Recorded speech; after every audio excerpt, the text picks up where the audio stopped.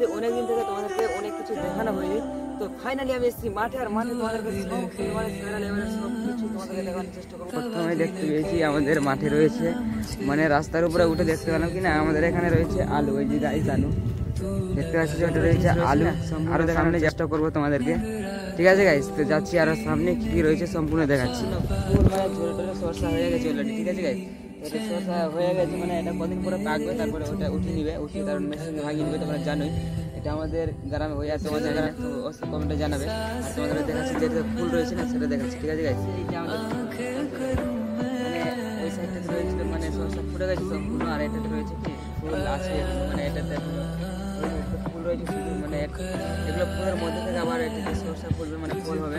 আর একটা ফুল হলে তারপরে ফুল ঝরে যাবে, মানে যেটা দেখাম একটু আগে সম্পূর্ণ সেম হয়ে যাবে। আর তারপরে আমাদের সেটা উঠিয়ে শুকিয়ে নিয়ে আর ভাঙিয়ে নিতে হবে, তারপরে আমাদের সরষা থেকে তৈরি হয়, মানে জানো ভালো করে। আরও অনেক কিছু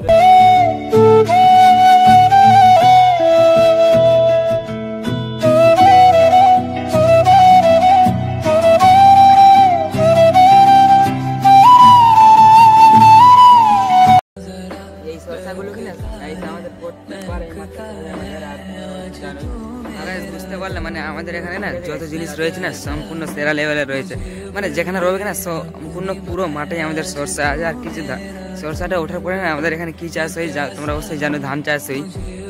তো ধান